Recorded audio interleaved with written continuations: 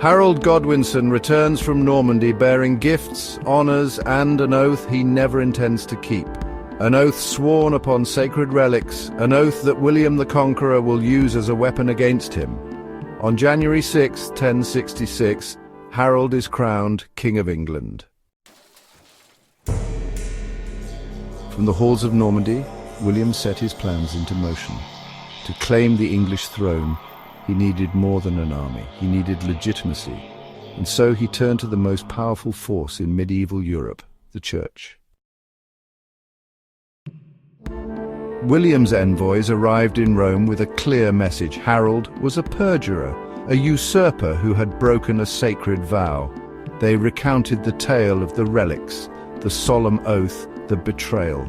And before Pope Alexander II, they laid out William's case. The timing was crucial. The Church sought to reform the English clergy, to break from old traditions and assert papal authority over the island kingdom. If William promised loyalty, if he vowed to bring England into alignment with Rome's wishes, his claim could be transformed from an ambitious gamble into a divinely sanctioned mission. And so the Pope gave his blessing. More than just words, he sent William 2 sacred gifts: a banner of St. Peter and a ring said to contain a hair of the apostle himself. These were not mere symbols. They were declarations of divine favor. With them, William could rally his troops, not as invaders, but as holy warriors.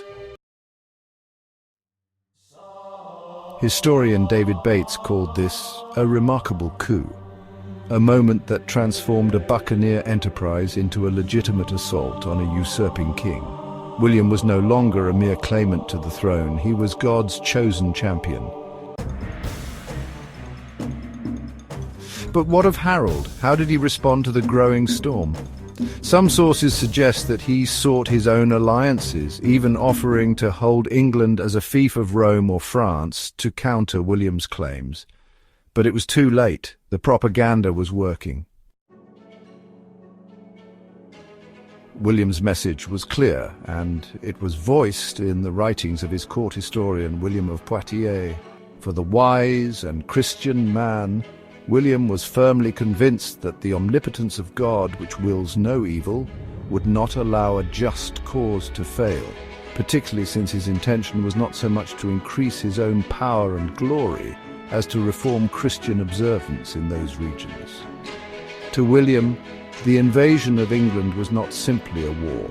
It was a divine mission, a chance to cleanse the English Church, to bring it under Rome's authority, to restore true Christian order. But not all historians see it that way. Peter Rex, in his modern analysis, called Poitiers' words a monstrous exercise in hypocrisy, a self-serving justification for conquest and bloodshed. To Rex, William was not a pious reformer, but a calculating opportunist, bending faith to his will. Whatever the truth, the impact was undeniable. Harold's army was not just facing an invading force, they were fighting against the weight of divine approval. With every soldier who hesitated, with every noble who questioned his legitimacy, Harold's position weakened, and William knew it. The invasion of England was no longer just a matter of politics. It had become, in the eyes of many, a holy war. The conquest was beginning, and soon England would be changed forever.